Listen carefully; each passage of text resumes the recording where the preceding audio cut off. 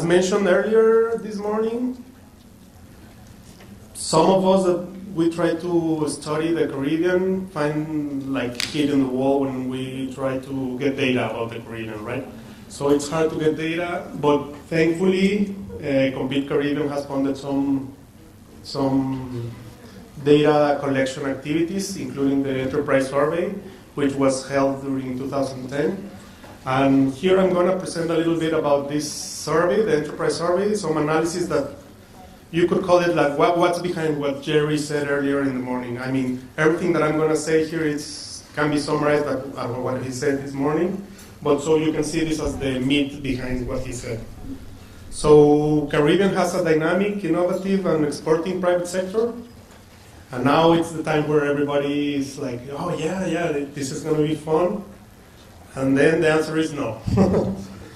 So if we look at the performance indicators gathered from the enterprise survey data, we can see that if you look at 3 different indicators, which are sales growth, productivity growth, and employment growth, you see that the Caribbean is like a quarter of relative to the rest of small economies.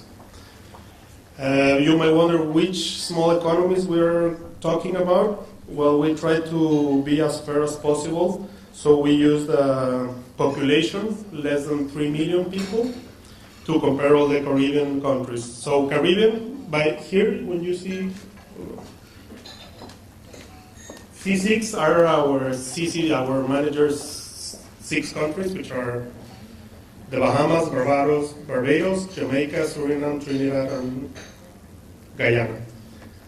So you mean the enterprise survey was held in 2010, so you were wondering why you have growth figures? Well, they actually asked what were the sales 3 years before the survey was conducted. So you can actually estimate the sales growth and employment growth. Productivity is just the ratio of these two.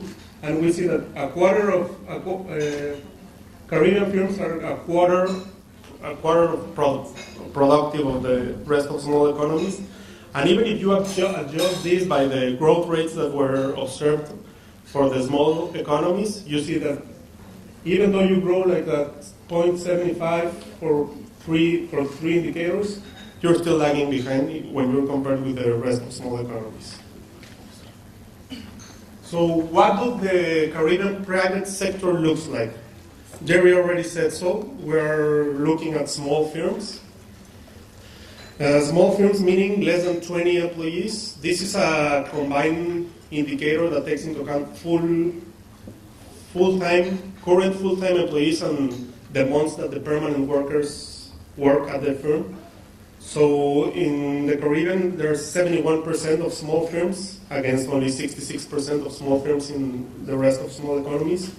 We're looking at old firms, which are typically around 20 years old, against 15 years. This could be, there are some argument that maybe old firms are good because they know their business and productivity might as well be a linear function increasing over time.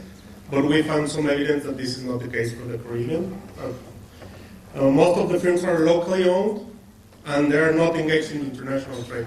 A lot of our previous panelists have talked about how important engaging in international trade is, but we can see here that if you trade orientation, if you look at the exporter side of exporters are less in the Caribbean than in the rest of small economies, as well as imports. So we're lagging behind and we're not getting engaged in international trade. What do Caribbean business persons complain about? Well, customs and trade regulations, crime, as was pointed out earlier this morning, tax administration, access to finance, which is one of the big barriers for entering into the markets, and an inadequately educated workforce, which is related to the presenter in the morning, which was talking about how we have to invest in human capital in order to get some highly educated workforce that can go into the labor market.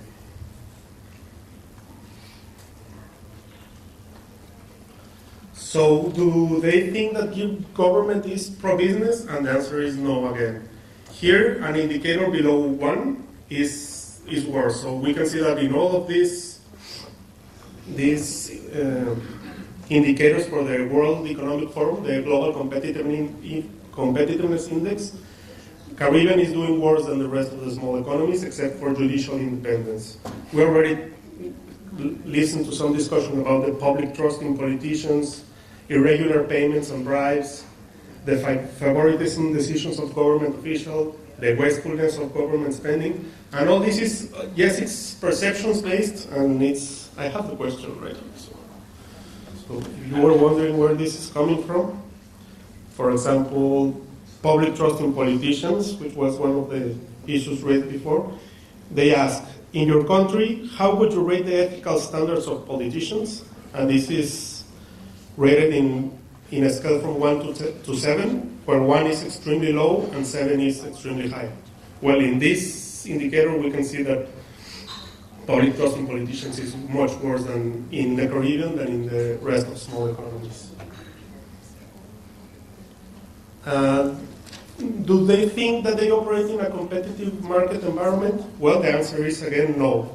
If we look at the goods market efficiency pillar of the Global Competitiveness Index, we can see that they usually see that the effectiveness of anti-monopoly policy is not good, the effect of taxation on incentives to invest is not good, the agricultural policy costs are not good, and the business impact of rules on FDI is not good. So there's a perverse tax incentive, there's an ineffective anti-monopoly policy, there are perverse effects of FDI, and there are high costs of agricultural policy. So what is being done about it? Well, actually the answer is not much. Because if we look at the distance to frontier from the doing business, which has already been commented a little bit about too, we see that our Caribbean countries, comparing 2009 to 2014, are basically in the same place than they were before.